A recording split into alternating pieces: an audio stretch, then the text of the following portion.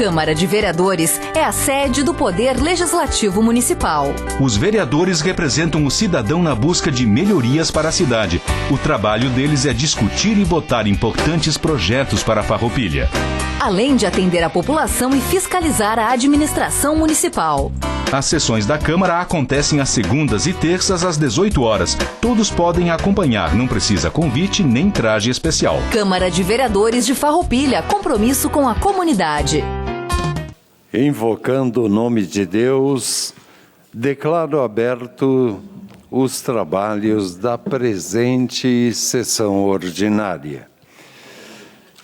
Cumprimentar aqui o excelentíssimo senhor sempre prefeito Ademir Bareta, cumprimentar aqui o Leandro Adamati, a imprensa e também a assessoria que estão aqui todos acompanhando a sessão deste início de mês, 2 de agosto de 2021. Cumprimentar as nossas vereadoras e vereadores e desejar a todos uma ótima sessão neste início do mês de agosto. E eu convido a todos para, de pé, fazermos 1 minuto de silêncio em virtude do passamento do senhor José Ivan Coelho, pai do colega vereador Caleb Coelho.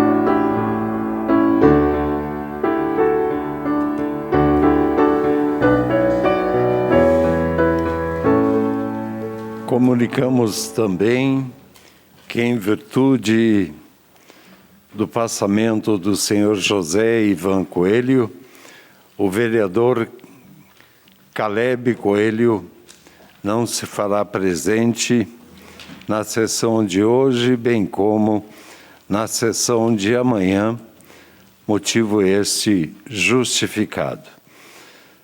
Passamos ao espaço destinado ao grande expediente e, por solicitação do vereador Juliano Luiz Baumgarten, foi solicitado de que, quando do uso da tribuna, pelo desconforto que a máscara proporciona, como medida também de segurança, ele irá retirar a máscara, porém, o uso da máscara se fará no restante de toda a sessão, em virtude da dificuldade no falar, e com isso também justificando porque ele também fará isso no momento em que ele estiver no plenário. Passamos ao espaço destinado ao grande expediente. Convido o Movimento Democrático Brasileiro, MDB, para que faça uso da tribuna. Fará uso da tribuna a doutora Eleonora Broilo. Boa noite. Boa noite a todos. Boa noite, senhor presidente, vereador Tadeu Salib dos Santos, todos os colegas vereadores, colega vereadora, os colegas de minha bancada que me cederam o espaço para que eu os representasse, o Marcelo e o Felipe,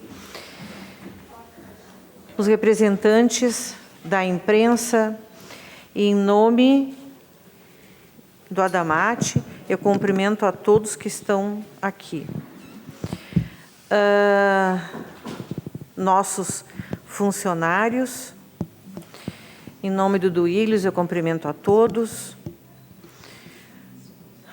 O Kiko, que está aqui nos prestigiando hoje, né? E todos os que se encontram aqui e aqueles que nos acompanham de casa.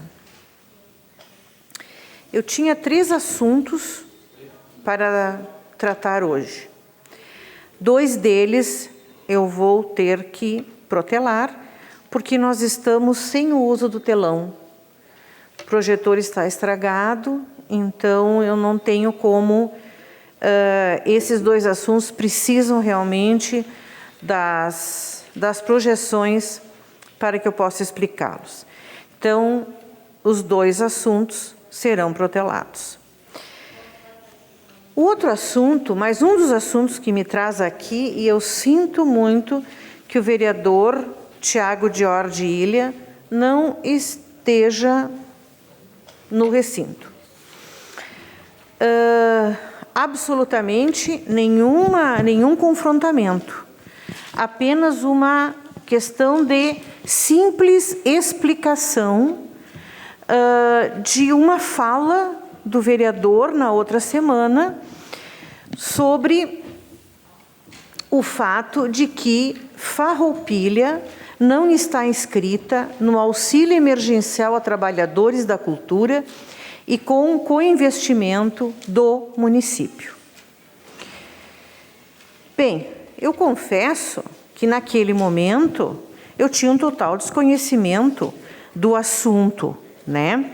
Se vocês falassem na saúde era diferente, mas quanto a essa questão muito específica dentro da cultura, eu realmente não tinha conhecimento e então nós procuramos saber o que tinha acontecido.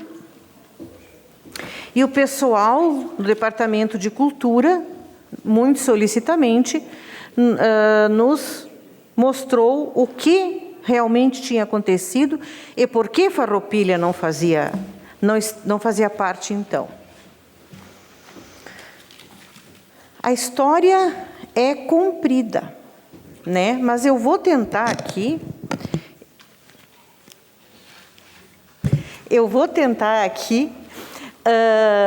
sucintamente falar um pouquinho sobre isso. Olha só,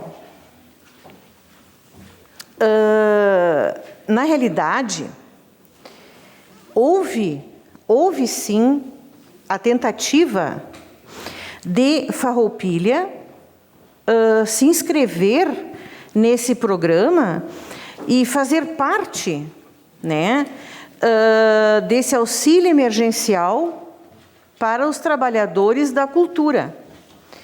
E havia, inclusive, co-investimento do município para isso.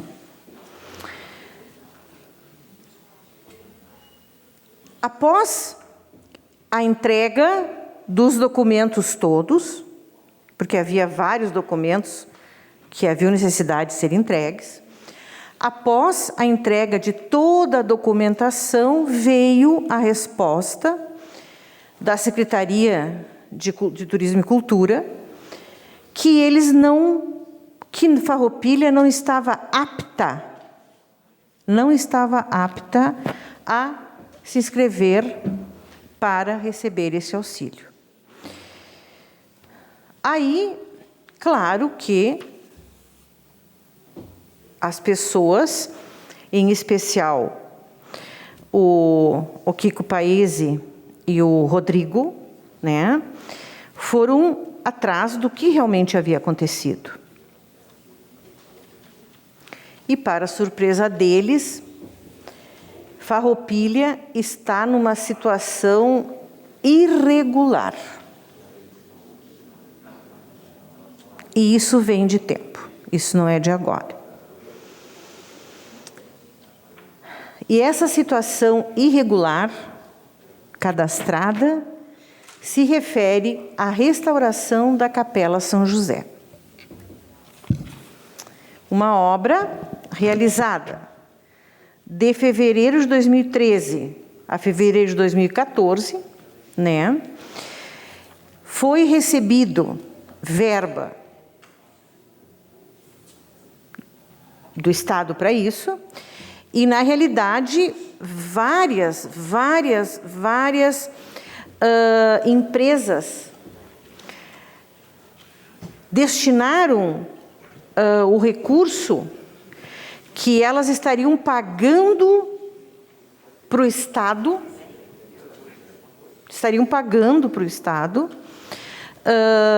de impostos, né? O Estado abriu mão desses impostos, e então essas firmas, essas empresas destinaram para a restauração da Capela São José. E a obra, então, foi realizada durante um ano, de 2013 a 2014. Só que, na realidade, o que tinha que ser feito era uma restauração, por ser uma obra, né, uma obra praticamente histórica. É uma obra, é um patrimônio, né? E o que de fato aconteceu foi uma reforma. Então, eles estão solicitando, desde 2015, nós temos aqui todas as solicitações de diligências que não foram respondidas. Não foram respondidas. Existem diligências desde 2015 que não foram respondidas, tem as notificações e tudo mais. E o que aconteceu? Aconteceu isso aqui.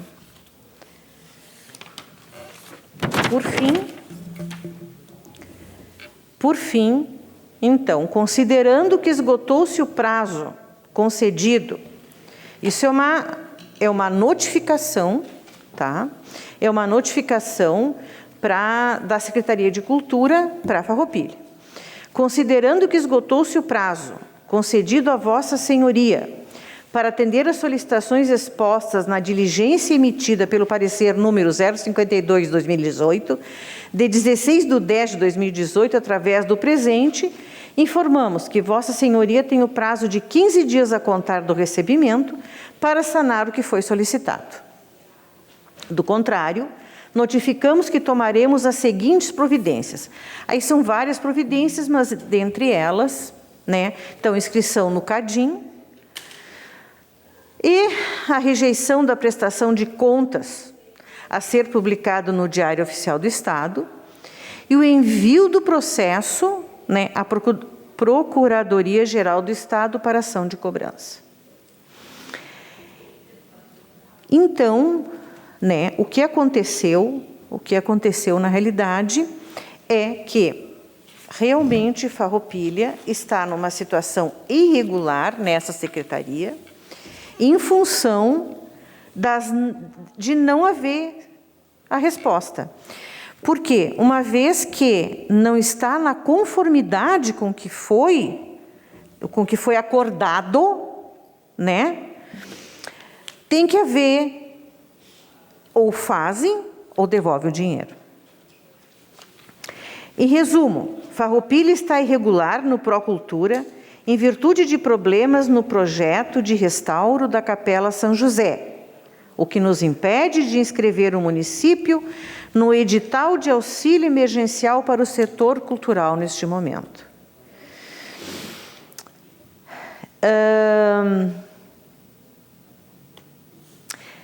foi concedido 180 dias, né, um prazo de 180 dias para a revisão dessa diligência. Mas isso não modifica o fato de que continua irregular. E irregular estando, nem esse, nem nenhum outro edital, Farroupilha poderá participar. Farroupilha está fora, então, de qualquer edital no que se refere ao Procultura. O que é uma pena realmente, né, que nós estejamos sendo penalizados então. Mas, enfim, né, era mais para a gente poder dar uma explicação em relação ao fato de Farroupilha não estar inscrito nesse programa emergencial e ver o que poderemos fazer nesses 180 dias. De qualquer maneira, muito obrigado, né, e minhas outras falas eu deixarei para outra semana. Muito obrigado. E nós informamos que os vereadores Tiago Pintos Brunet, bem como o vereador Tiago Ilha, não estão presentes até o momento na sessão de hoje.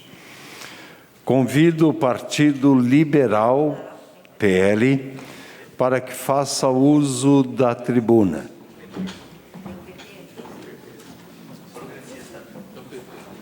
Então,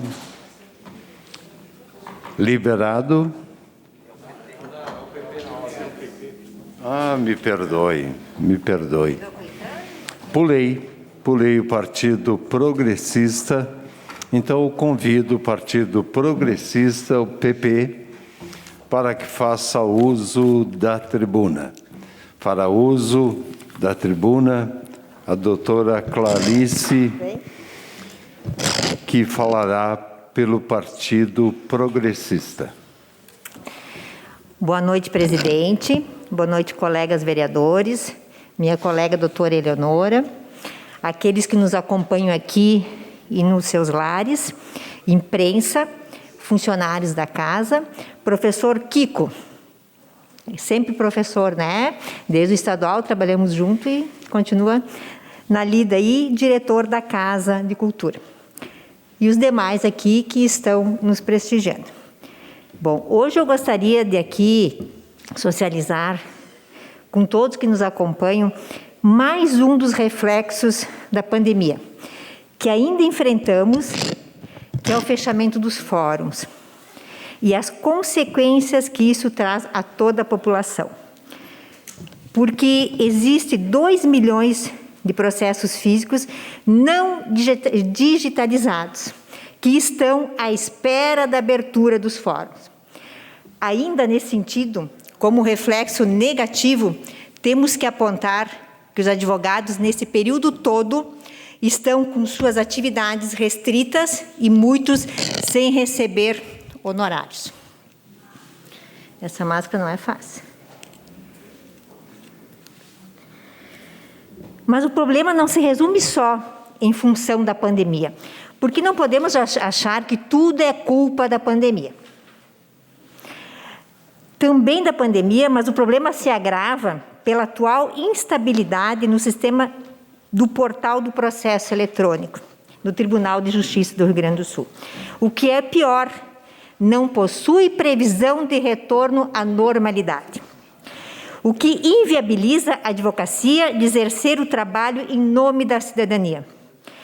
Com a suspensão dos prazos, a dificuldade da consulta, a inviabilidade de anexar petições, bem como as falhas no controle processual, são alguns dos elementos que foram fundamentais para a grave crise histórica do Judiciário do Rio Grande do Sul.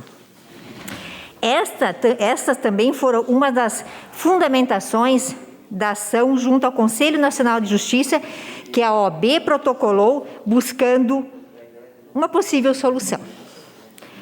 Além desta crise do Judiciário gaúcho, o que mais nos traz estranheza é a falta de informações. do que realmente trata-se esta crise e quais as ações e previsão para acabar e voltarmos à normalidade. Isso se chama falta de transparência. Quando não temos a transparência dos serviços prestados por órgãos, principalmente os públicos, vai se perdendo a credibilidade, a confiabilidade nesses serviços.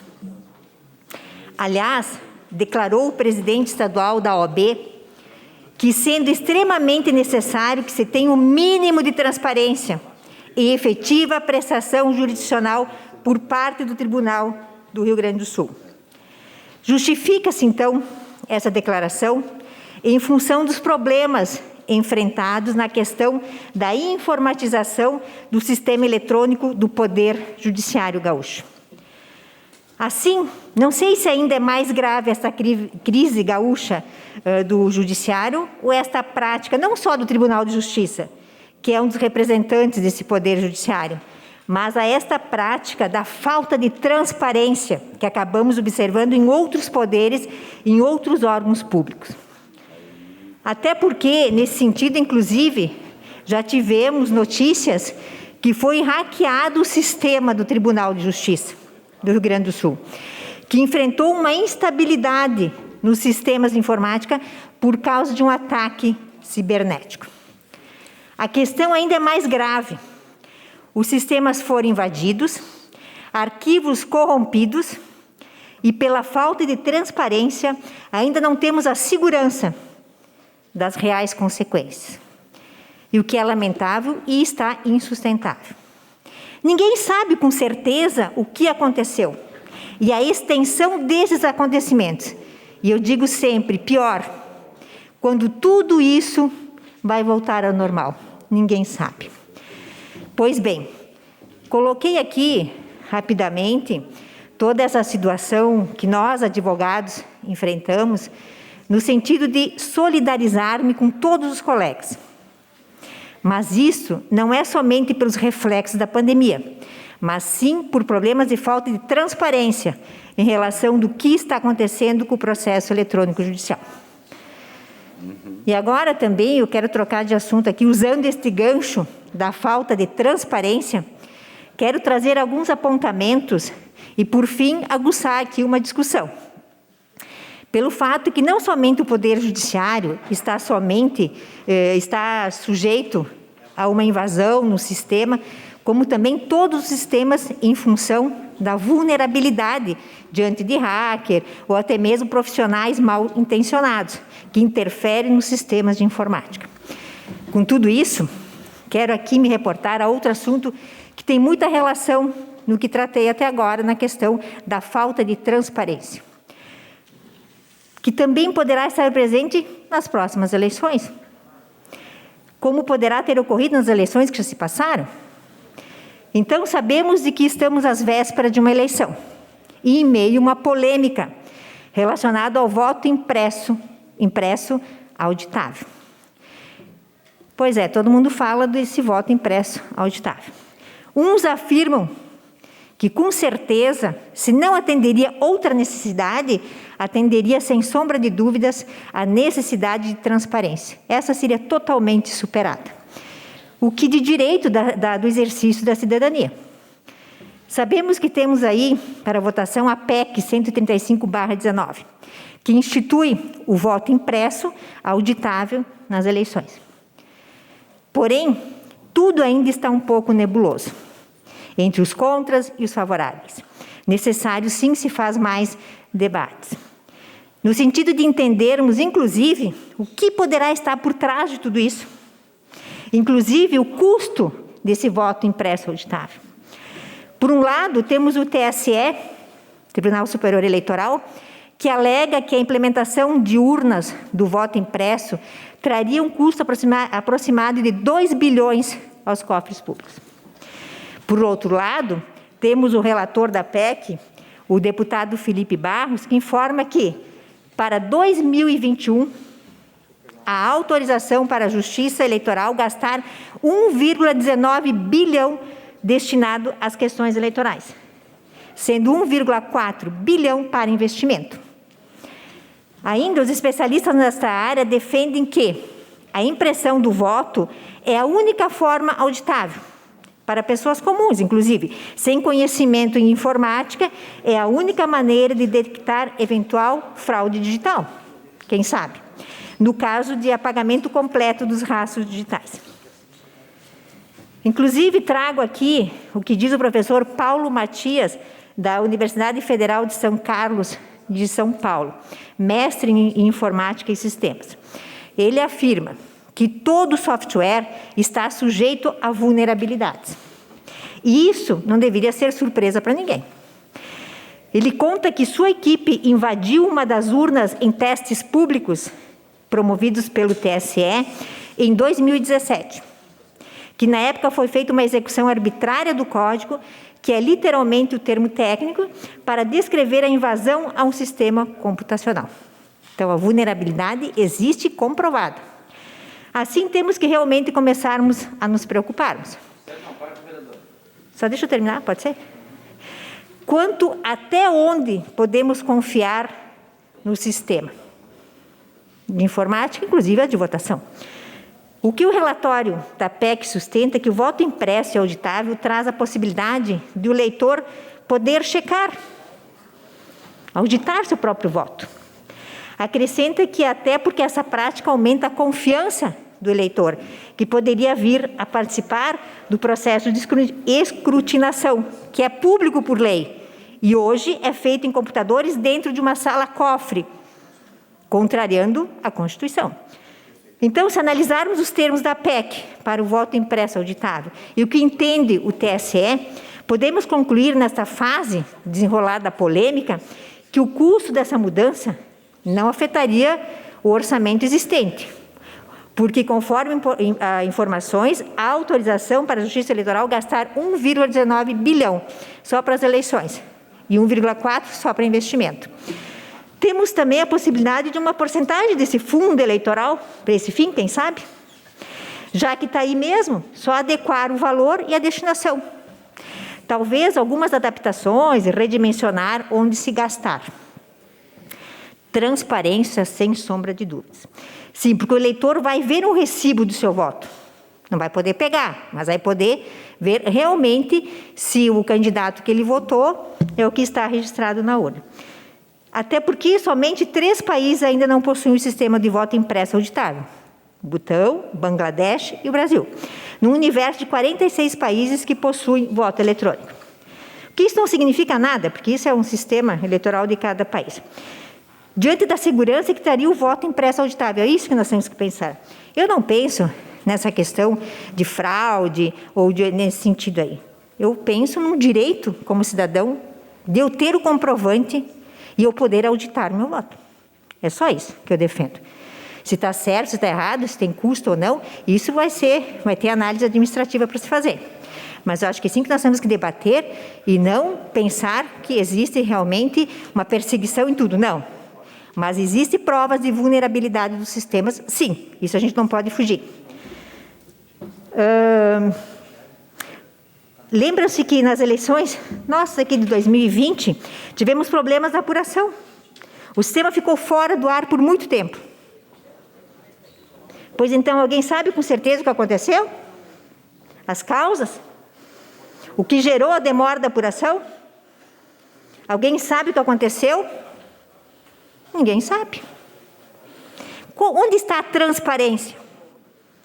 Ninguém está dizendo que houve fraude ou não, não é isso, não tenho mania de perseguição. Mas eu acho que nós temos o direito, como cidadão, da transparência. Assim, falta transparência, falta a prestação do que o cidadão tem direito e ele é merecedor disso. Então, trouxe aqui algumas posições, inclusive do relator da PEC, do TSE, para fins de podermos formar nossa opinião, nossa posição. Mas o ideal mesmo seria formar opinião independente de bandeira partidária. Somente a bandeira brasileira. Mas assim, né? Muito temos ainda para entendermos tudo isso que está por trás, o que é certo, o que é errado. Por isso, precisamos mesmo nos inteirar do assunto, não ficar alheio a ele e nos posicionarmos. E debatermos muito. Eu vou dar uma parte para o meu colega, depois eu tenho outro assunto. A parte ao vereador Roque Cervellini. Obrigado pela parte, vereadora. Eu sempre fico me imaginando aqui o cidadão votando e recebendo um bilhetinho do seu voto impresso. Ele olha e grita: opa, não foi nesse que eu votei num outro. Para tudo. Vamos ter que então fazer uma auditoria para ver o que aconteceu. É a mesma coisa. Ele vai olhar e vai dizer que votou e talvez não tenha votado.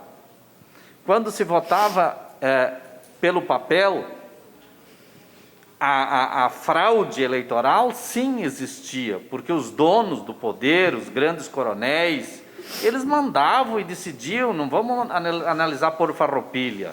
As pessoas se reuniam, deixavam os empregados presos para no outro dia votar em quem eles queriam. Esse tempo se foi. E eu não acredito que há fraude, porque até agora todos os que dizem que tem fraude não conseguiram provar. O presidente da República fez uma live patética, ridícula, de estudante de 4º ano, usando dinheiro público para justificar o pedido de voto impresso. Então, vereadora, com todo o respeito que eu tenho por Vossa Excelência, eu sei que não é um ato de desafio, de afronta, mas é uma coisa patética para esconder os 550 mil mortos da cloroquina, e agora ele vem com o voto impresso ao invés de cuidar da população que está morrendo em função do vírus. Obrigado.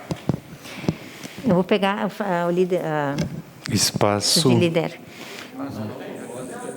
Não posso? Então, eu só deixo terminar, eu ia te responder, mas, na verdade, aqui, colega, eu coloco que nós precisamos debater, porque existe a falta de transparência. Não falo aqui de fraude, isso é questão de perseguição, tem as manias que todo mundo persegue todo mundo, não é isso, tá? Eu acho que nós temos, sim, o direito de ter. Se não tiver custo, além do que já está no orçamento, por que não? Né? Bom, então, eu só quero... Só uns minutinhos aqui, dar uma boa notícia para a Farroupilha. Hoje eu fiz a entrega oficial de 250, uma emenda parlamentar do deputado federal Kovács Filho ao hospital para custeio de R$250 mil. Obrigado, presidente. Obrigado, vereadora, doutora Clarice.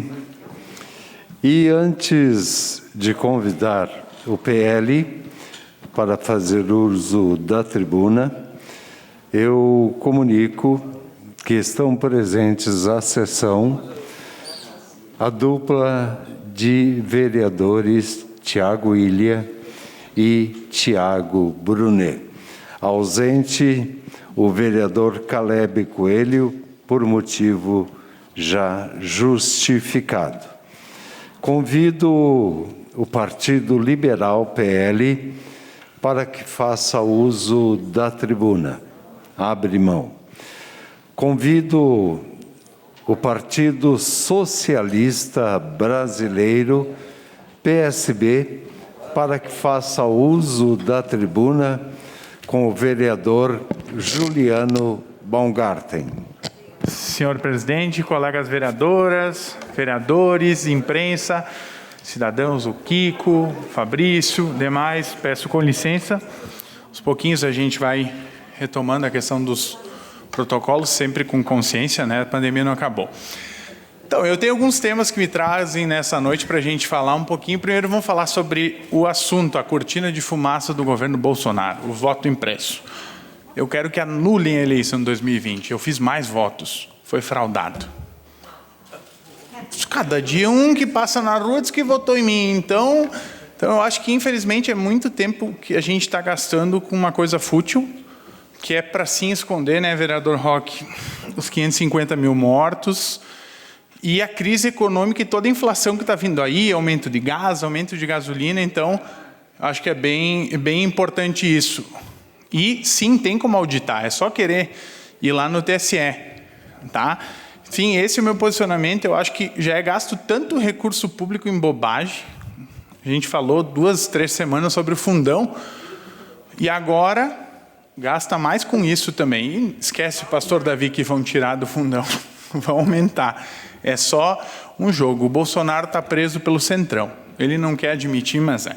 Mas, enfim, eu quero solicitar, presidente, para dar entrada na casa duas emendas, a emenda 1 e a emenda 2 do PL 25/2021, de minha autoria. Posso conversar com os colegas, analisar, refletir. Então, para tramitar e para o jurídico, para as comissões. E também quero dar entrada no PL 31/2021, que é um programa que dispõe sobre distribuição de absorventes para as meninas das escolas da rede municipal. É um assunto que tomou muita proporção nesse ano, né? Acho que depois que houve uma exibição no Fantástico sobre esse problema, que é um problema que ele afeta muitas meninas a nível de Brasil. Claro, dados da cidade, doutora Clarice, eu já estou conversando com a secretária Luciana, semana que vem vou encaminhar um pedido de informações para o nosso secretário de Assistência Social, que tem os dados do Cadastro Único do Bolsa Família, que correspondem, então, de fato. E muitas vezes a gente fala diversas vezes sobre políticas públicas. O que são políticas públicas? De uma forma bem simples e didática. Política pública é uma política que tu vem para suprir uma necessidade real, uma lacuna. Quando tu tem um problema, tu tem que buscar uma solução. E para existir a política pública, sim, o Estado. E quando eu falo, não falo Estado do Rio Grande do Sul, falo Estado naquela organização federativa. Então, de usar o dinheiro dos contribuintes, do imposto, para suprir uma necessidade, e nesse caso. Por quê? Se vocês forem pegar e ver, nas escolas, sempre as professoras ou diretoras, que na maioria das vezes são que estão no comando das escolas, por serem mulheres, elas têm esse cuidado, esse olhar. E é encontrado, sim, sem sombra de dúvidas, em algum canto, um absorvente para essa menina, num caso, poder utilizar. Mas fora da escola, será que essa menina tem como utilizar? Infelizmente, muito difícil, porque a gente tem que usar uma questão bem simples e lógica. Se muitas vezes a menina faz uma única alimentação na escola, que dirá um item de consumo que dentro do mercado, dentro da visão nacional, não é um item de cesta básica, é um item de higiene, ou seja, tem um imposto mais alto e dificulta. E muitas vezes, o que acontece? Na maior parte delas, essas meninas, elas acabam não indo para a escola. Fato que ajuda a contribuir na evasão escolar. Dados, pesquisas apontam que no Brasil, cerca de 1 a cada 4 meninas, nesse período menstrual, faltam aula por não terem o absorvente. Então, isso tudo é chamado da pobreza menstrual, que é faltar itens básicos de higiene do dia a dia. E quais os motivos? Sim, principalmente o social, a questão do recurso, que atrapalha e impede essa aquisição, e também a própria questão da falta de informação. E em muitos casos desse, quando as meninas não têm o absorvente para utilizar, elas acabam utilizando miolo de pão, algodão, jornal e até mesmo alguns panos. Então, dentre disso, eu fui buscar também na nossa própria legislação a nível nacional. Nós temos o princípio da dignidade, que é regido pela nossa Constituição Cidadã de 88, o próprio Estatuto da Criança e do Adolescente, que trata da dignidade de crianças como sendo dever da família e comunidade e do poder público, o próprio Estatuto da Juventude, que fala sobre a questão da ênfase do atendimento e prevenção, e, claro, proteger as adolescentes de qualquer tratamento vexatório ou constrangedor, porque nessas pesquisas mostram que as meninas, quando elas não têm o absorvente, acaba passando, vazando e acabam sofrendo propriamente preconceito e bullying, piadas de mau gosto, que o que acontece? Que é uma questão muito simples, biológica da menina, da mulher, e que vai até uma certa idade. Então, o projeto ele tem por objetivo distribuir para essas meninas que não têm condições. E depois também quem vai regulamentar, claro que a gente vai discutir bastante esse projeto, quem vai regulamentar vai ser o Poder Executivo Municipal, se aprovado o projeto for. Também no ano de 2020, o Conselho Nacional de Direitos Humanos tratou com diversas recomendações sobre políticas públicas, e dentre uma delas é a questão de tratar a pobreza menstrual. Além, essa falta desse absorvente, desse item básico feminino, faz com que muitas dessas meninas, além de evadir, as que ficam na escola acabam tendo seu rendimento prejudicado, e a própria questão de desenvolvimento. E a Unicef também aponta os riscos presentes, não só quanto à questão da exposição da menina, mas também quanto à questão das doenças que são causadas por não tratar essa questão. Então, claro que nós vamos discutir bastante esse assunto, é um assunto que vem sendo discutido a nível nacional, Bento está discutindo, Caxias está discutindo, então as câmaras estão tomando propriedade dessa temática, porque por mais distante que ela pareça, ela está cada vez mais próxima, e por isso que eu vou buscar, dentre as prerrogativas, buscar dados para a gente tabular e fazer um percentual. Tem em torno de 1.000 meninas que estão na rede municipal, e se estima que no mínimo 10% delas não têm acesso. Claro, é uma suposição aqui, levantando de acordo com as possibilidades. Dando sequência aqui, depois no finalzinho, doutora, só para não me perder aqui. Dando sequência, né, às nossas atividades, quinta-feira passada estivemos presentes numa audiência pública para tratar sobre a questão dos pedágios. Deu para ver que sim, é um discurso sereno, fechado do governo do Estado quanto à questão e não tem volta dos pedágios, e um desconhecimento de causa do secretário Leonardo Busato. Até inclusive na minha manifestação eu questionei o que ele estava fazendo. Ele vinha para a cidade e ele não sabia nem onde que ficava a praça de pedágio que ele vinha defender. É a mesma coisa se eu sou o empreendedor, eu quero abrir um negócio e eu vou dizer para a doutora Clarice, eu vou abrir um negócio, ela pede onde? Não sei.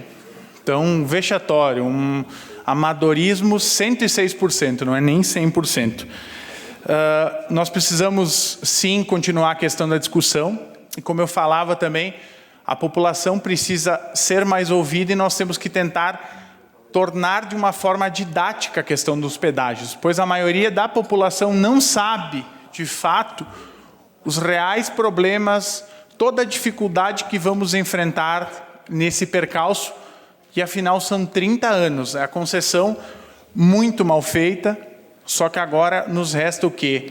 Lutar para amenizar os impactos e sim, representar todos os cidadãos e para a gente tentar baixar a taxa, porque não basta, o que nós temos que entender como macro, como ideia principal para discernirmos sobre o assunto.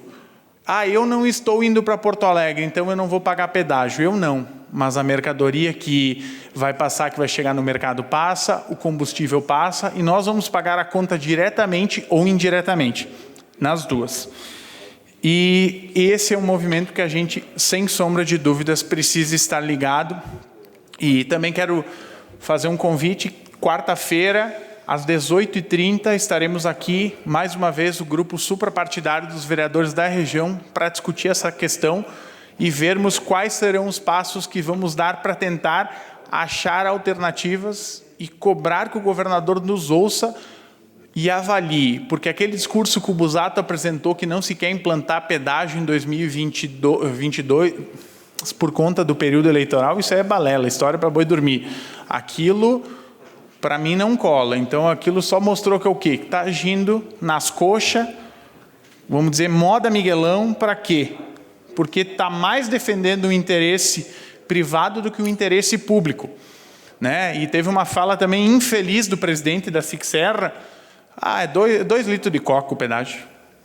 Se vocês não acreditam no que eu falo, o Leandro Damati filmou lá e está registrado nas câmaras da TV Serra. Então, também, dando sequência, um outro projeto que eu tenho trabalhado bastante, nós vamos discutir mais essa temática, essa questão sobre a economia criativa.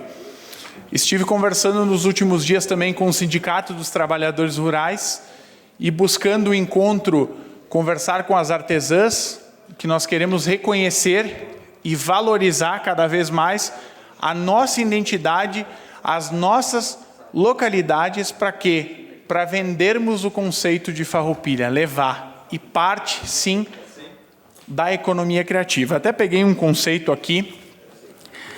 A economia criativa se apresenta como um conjunto de atividades embasadas no conhecimento, criatividade e inovação, que ampliam novas possibilidades de desenvolvimento econômico local, o potencial de influenciar o crescimento econômico, social e cultural de cidades, torna a economia criativa um setor estratégico que induz ao desenvolvimento e fortalecimento de vocações locais. Ou seja, isso aqui é um conceito inclusive apontado por pesquisadores como Caiado, Medeiros, a própria Firjan apresenta isso, que é uma alternativa que é real e nós sim temos um potencial, e é aquilo que eu sempre falo, o que é nosso nós temos que valorizar, potencializar, e sem sombra de dúvidas, a economia criativa é um conjunto que vai levar, e nós estamos tentando o quê? Abrir as discussões, abrir o leque para a primeira cidade compreender, conhecer e sim, investirmos nela para poder gerar desenvolvimento local, sustentável e, acima de tudo, econômico. E também a abertura da economia criativa, ela traz um fator chamado inovação social. Que a inovação social ela vem trazer e gerar um impacto positivo, onde que a gente vai olhar para o viés da sustentabilidade, que vai tentar buscar gerar novas práticas e novos hábitos. E, além disso, nós vamos estar dando oportunidades. Quando nós temos uma diversidade, nós temos que olhar de uma forma ampla, olhar para todos eles e ver qual lado que precisa um apelo, qual lado que precisa maior investimento e qual forma que a gente pode vender e conceituar. Nossa região, muitos cases que embaseiam e trabalham essa própria questão. O próprio Caminhos de Pedra, estive estudando o case do seu Tarcísio Miquelon, até o próprio discurso, a própria questão de valorizar o que é dali, primeiro com as propriedades, com os patrimônios, e ali sim utilizar o fator local como renda e como desenvolvimento do turismo. Tanto que hoje o Caminhos de Pedra, o roteiro, é patrimônio cultural do nosso estado do Rio Grande do Sul. Ou seja, temos uma política que começou, mas precisamos o quê? Primeiro discutir, trazer os profissionais, trazer a sociedade e apresentar as possibilidades perante a economia criativa. É um momento de crise, a pandemia não acabou, mas temos que sim buscar alternativas. E nós, vereadores, temos uma das prerrogativas propor, apresentar, e é aquilo que eu falo com total convicção, com total certeza. O pulo do gato, a falta para nós alçarmos aquele voo maior e nos fixarmos e bater o pé e cravar a bandeira como polo turístico e de permanência, que as pessoas não fiquem só de passagem ou visitem um ponto ou façam compras, é ter opções, é ter um entretenimento. E a economia criativa vem a somar e vem ser, com certeza, o fator decisivo para a gente alcançar isso. Muito obrigado, senhor presidente. Obrigado, vereador Juliano Baumgarten. Convidamos a Rede Sustentabilidade para que faça uso da tribuna. Abre mão, vereador Pastor Davi. Convido os republicanos para que faça uso da tribuna. Abre mão, vereador Tiago Ilha. Convido o Partido Democrático Trabalhista, PDT, para que faça uso da tribuna, fará uso da tribuna, o vereador Amarante. Boa noite, senhor presidente, boa noite, vereadores, boa noite, vereadoras, boa noite, pessoal que está nos acompanhando aqui na casa, em suas casas, através das redes sociais, e toda a nossa equipe que sempre nos ajuda aqui no dia a dia. Senhor presidente, eu sei que nós estamos aí discutindo alguns assuntos, Um deles, claro, que está muito em evidência, embora os dois, um no Estado e outro a nível federal. Tem algumas coisas que, claro, às vezes até me preocupam um pouquinho. A questão do voto impresso. Parece que nós queremos voltar ao passado. Daqui a pouco vamos buscar as máquinas de datilografia de volta e botar os notebooks, guardar, tirar os celulares de circulação, porque estamos retroagindo. Claro que há uma falta assim, de transparência muito grande por parte de muitos políticos, principalmente do nosso centrão. Por exemplo, se nós formos buscar quanto custou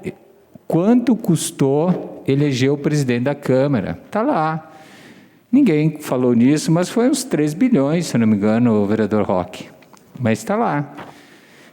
Quanto está? Hoje aumentou de novo o preço da gasolina. Ninguém fala disso. Aumentou hoje de novo. E assim está sequentemente aumentando os preços.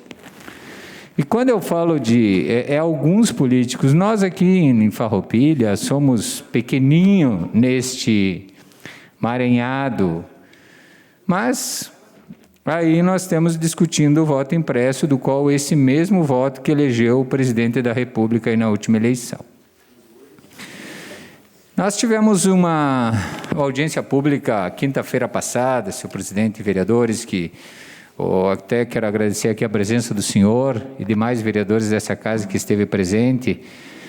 Esta reunião, então, foi organizada por alguns vereadores e também pela equipe da Fran Somense, deputada, e ela mesma interviu para trazer, então, um representante aqui, um secretário do Estado, para explanar um pouco mais sobre os pedágios, do qual eu tenho acompanhado desde que se começou a discutir os pedágios, até uma semana ou 15 dias antes, sobre o assunto, vendo que não tinha como reverter isso já estava consolidado, como já falamos lá em 2016, do mês de junho. Temos trabalhado sim, temos buscado alternativa para diminuir o impacto desses pedágios, ou seja, no valor, e também que venha a trazer para nós, então, mais benefícios. Até eu cito aqui, vereadora Clarice, como nós todos os vereadores, os vereadores, então, como representante da população, como recomenda a Constituição Federal, deve esclarecer as questões possíveis e intervir nas questões que venham negativamente trazer prejuízo para a população ou atos que às vezes não são bem esclarecidos. Então, estamos aqui também para fazer isso. Eu acho que todo o debate, eu sei que às vezes uns são contra, outros são a favor, mas é o debate que nós viemos a fazer. E claro que as questões negativas, se não for possível excluir, trabalharemos para diminuir os impactos. E quando os agentes políticos se somam em defesa da comunidade com o mesmo objetivo, é mais fácil de alcançar o resultado. Até relato aqui, por exemplo, os croquis, projetos que será feito pelo nosso executivo, citando pontos exatos de passarelas, que estão aí previstas 4 para Farroupilha, elevada na frente da Grandene, elevada na frente da Tramontina, elevada na via dos Romeiros, que liga a VRS 813 com a ERS 122, que aqui tem uma intenção de retirar fluxo de caminhões, carros leves da área central do município, criando aí um novo trajeto e assim procurando retirar principalmente os caminhões que continuam circulando no nosso, não sendo o ponto ideal ainda, mas uma breve alternativa que logo ali na frente teremos que sim E quem sabe ainda, numa audiência pública, discutir um fator maior de nós tentarmos tirar os caminhões, criando uma perimetral, como já previsto no passado, ali em torno próximo do Pituxinho, que é algo que nós temos que discutir, porque senão, por 30 anos, nós vamos ter que conviver com esse problema em nossa área central.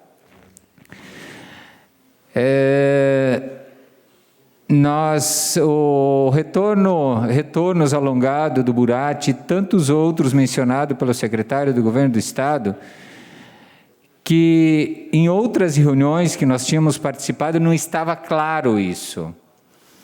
Estava muito obscuro. Se esclareceu algumas coisas, a gente sabe que o Governo do Estado vai querer fazer, de repente não pensando em nós aqui na Serra, em beneficiarmos nós, e sim um projeto de governo que venha acarear politicamente em seu governo.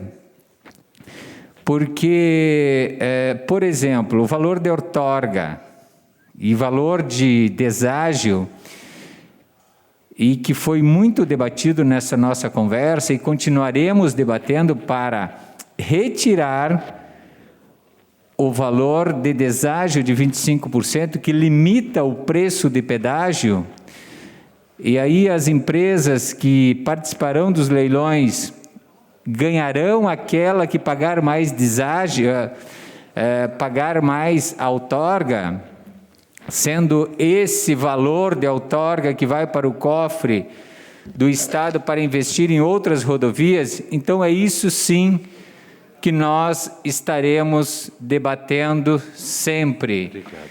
Para baixar ou reduzir os impactos desse pedágio que vem a aumentar o nosso transporte, que venha aumentar as nossas viagens, e que venha trazer este desconforto para todos nós da Serra Gaúcha. E como nós, sendo uma cidade do centro da região metropolitana da Serra Gaúcha, somos os que mais vamos sofrer esse impacto das mudanças que virão logo ali na frente.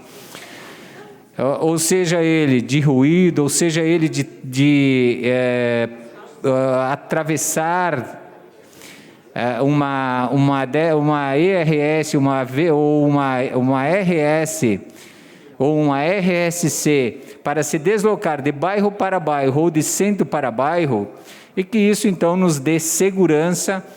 E tem alguns fatores que está faltando neste projeto, doutora Clarice, que não está lá. Tem a questão da Avenida Santa Rita, que não está. Tem uma elevada, por exemplo, que quem chega de Porto Alegre e contorna lá na frente da Tramontina e vai para Bento Gonçalves, não está lá esse projeto. Tem esses pontos críticos, aonde que será exatamente o ponto onde terá essas passarelas, não está bem claro. Isso até ficou dito pelo prefeito Fabiano Feltrin, que irá fazer projeto, croquis ou projeto, estará alcançando para o governo do Estado, identificando esses pontos. Embora que alguns pontos, sim, ele está identificando os pontos reais das obras. Não se falou se ele apresentará também esse resultado aí. A questão ali de uma elevada, por exemplo, nas máquinas SASE, também não tem. Então, são pontos que, se nós queremos segurança em nossas estradas e queremos agilidade, não podemos, por mais que seja eles retorno alongado, como eles têm citado, o caminhão vai ter que fazer a travessia para o outro lado. Então, nesta travessia, causa sim perigo, causa ter lá pontos a 60 por hora, 70 por hora. Então, o ideal era nós termos aqui todos os pontos de fazer travessia elevada. Sei que isso o governo do Estado não vai fazer. Mas, então, esses pontos estratégicos e mais perto do centro, nós vamos ter que, sim, cobrar, principalmente para a nossa segurança, já que também foi citado pelo próprio secretário, que não terá sinaleiras. Então, no mínimo, são elevadas ou túneis que nós possamos trafegar, passar, caminhar com segurança no nosso dia a dia. Até porque isso ficará pendurado por mais de 30 anos em nossa cidade, em nossa região, e nós pagando.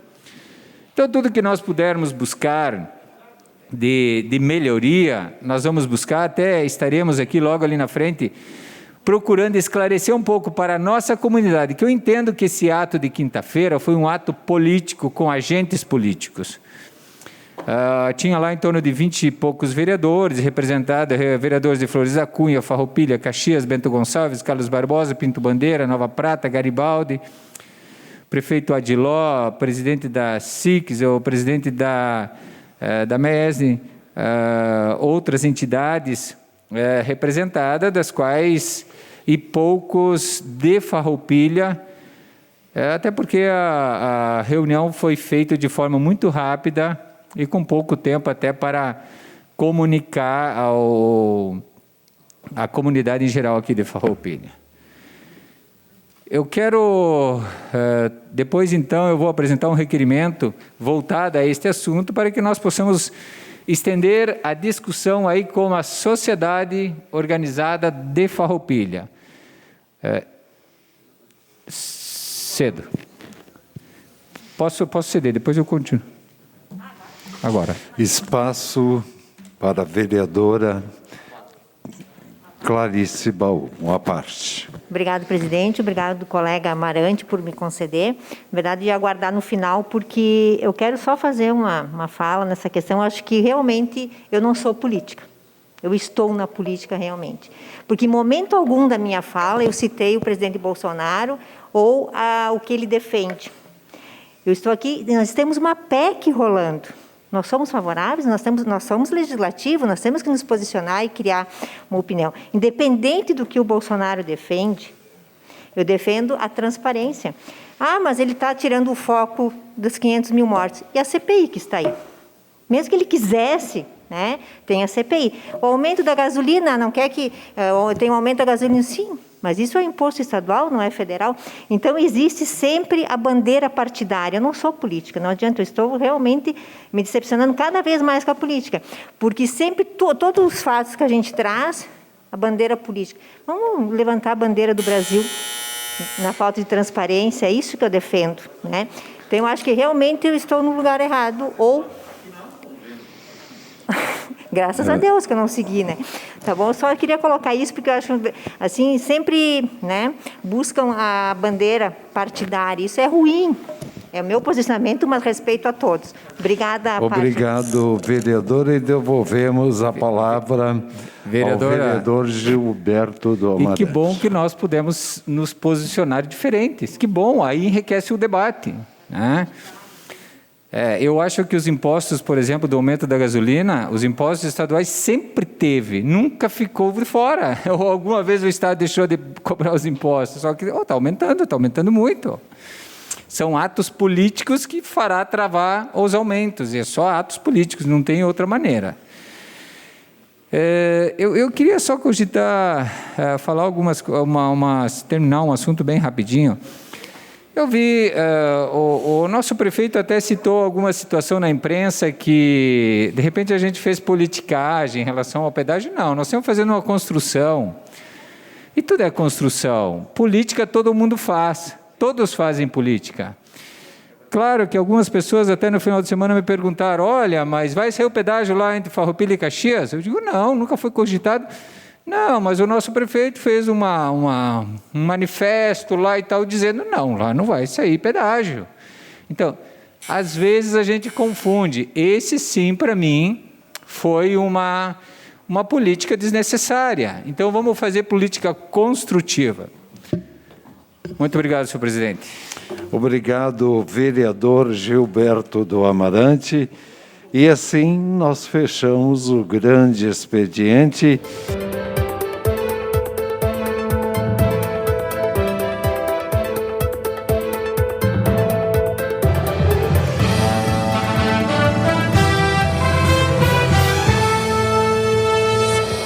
A Câmara de Vereadores é a sede do Poder Legislativo Municipal. Os vereadores representam o cidadão na busca de melhorias para a cidade.